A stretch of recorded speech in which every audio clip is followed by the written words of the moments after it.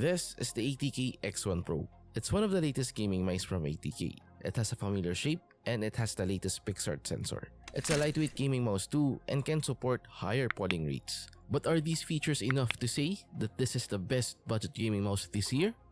Let's find out. Inside the box, you'll see a user manual, a set of grip tapes and mouse feet. You'll also see a USB-C to USB-A cable, a USB extender, the 1K dongle receiver, and the gaming mouse itself. As for the 8K dongle box, the warranty card and the dongle itself are present.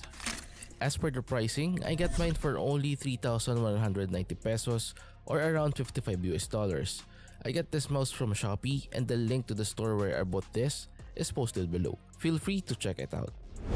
Like I said earlier, it has a familiar shape. The X1 Pro and Razer's Viper B3 Pro have almost the same size and shape. If I check on either shapes, the dimensions are exactly the same. So basically, we can say that the X1 Pro is a cheaper copy of the Viper B3 Pro.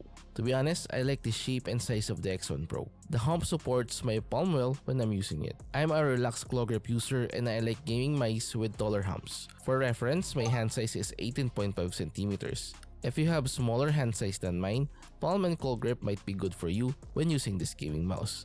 And if your hand is bigger, fingertip and claw grip might be the ideal grip style to use. I tried using fingertip on this gaming mouse but it feels uncomfortable over time. I think it's because of the weed, it's a tad bit wide for my hand. But yeah, the overall size and shape is good. I can say that this mouse has the best shape I've tried this year.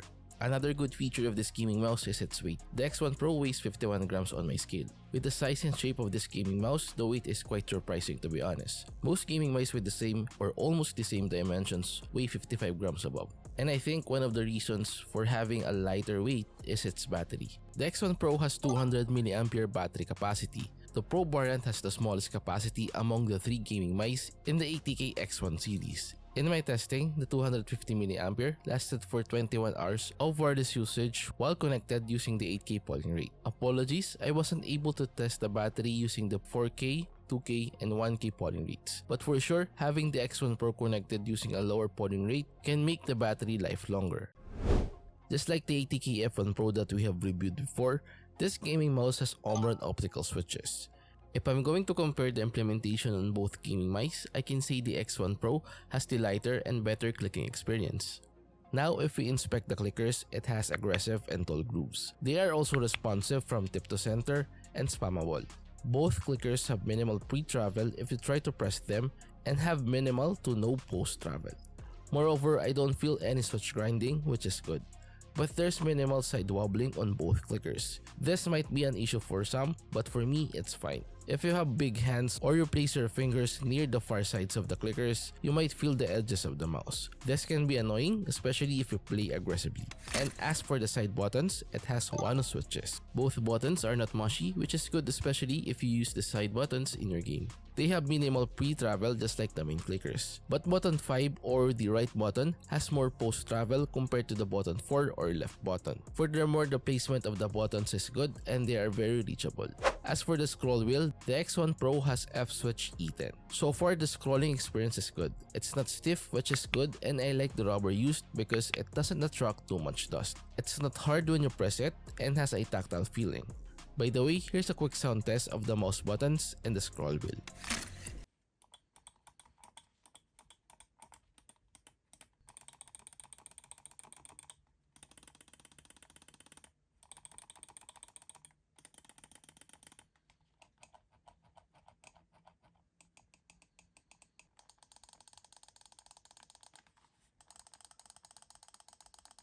According to the specification sheet, the ATK X1 Pro has the ice feel coating.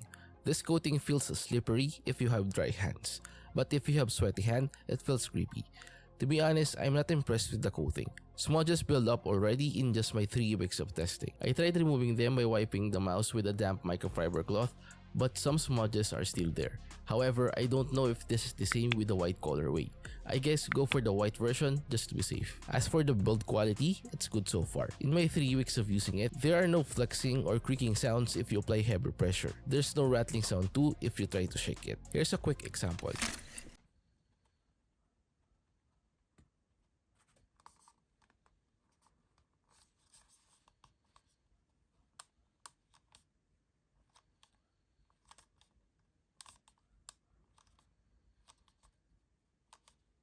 Like I said earlier, the ATK X1 Pro has PAW1350.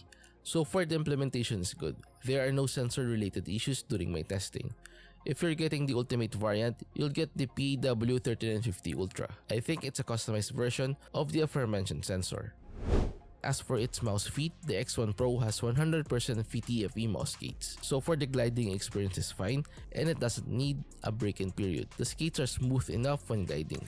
And just like the ATK F1 Pro again, the X1 Pro's software is via the ATK Hub. Yes, you don't need to install the software. Just search for the ATK Hub on Google and connect your mouse and you're good to go. The web-based application is easy to understand and you can navigate with ease. You can apply the usual settings like adjusting the DPI settings, polling rate adjustment, and LOD. You can also set the motion sync and hibernation setting of the mouse. And since the application is translated to English, there are some settings or labels that have unusual translations. For example, the keystroke anti-shake delay. I think this is the debounce time of the mouse. But regardless of the translations, the application is intuitive and very handy for me. As for the issues encountered, I'm having intermittent connection issues with my copy of the 8K dongle receiver. It's disappointing to be honest. I tried switching USB ports, but it's still the same. I also tried on my MacBook and the issues still persist. Good thing, I can still connect properly via the 1K receiver. 1K polling rate is still reliable and the mouse is still usable wirelessly. Other than this intermittent connection issue, there were no more issues encountered. For me, the ATK X1 Pro can be a good option if you're eyeing for an upgrade. It has a good shape, which is one of the features I like the most. If you want to experience the Razer Viper V3 Pro and you cannot afford it, the X1 Pro can be a good alternative.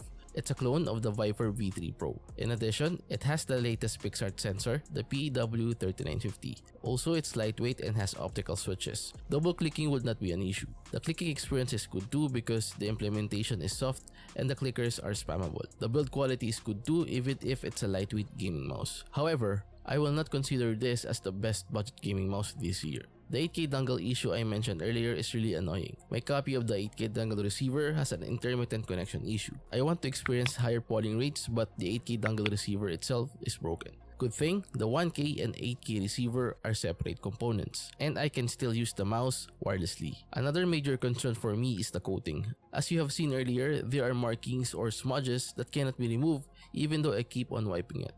Hopefully, ATK hears us and makes some adjustments in their future iterations. And that's it guys, we have reached the end part now.